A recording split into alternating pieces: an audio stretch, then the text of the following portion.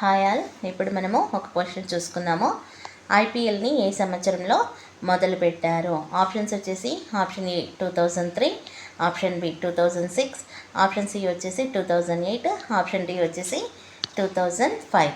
Right answer వచ్చేసి option C 2008.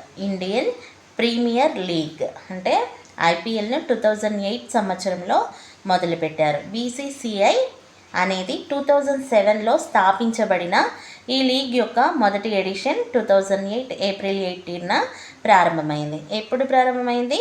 April 18, 2008న ప్రారంభమైంది.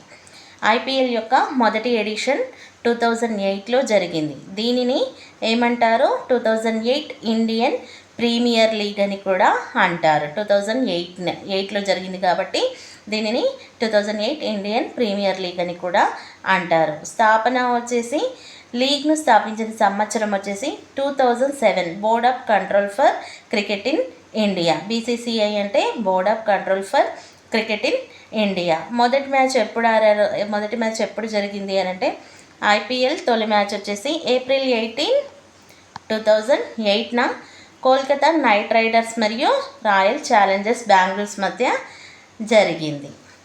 Thank you all. ఈ వీడియో మీకు నచ్చినట్లయితే ప్లీజ్ లైక్ చేయండి, షేర్ చేయండి. నేను ఇప్పుడు మీకు ఒక క్వశ్చన్ ఇస్తున్నాను. ఐపీఎల్ యొక్క ఫుల్ ఫామ్ ఏంటో మీకు తెలిసినట్టయితే కామెంట్ బాక్స్లో కామెంట్ చేయండి ఫ్రెండ్స్. Thank you all.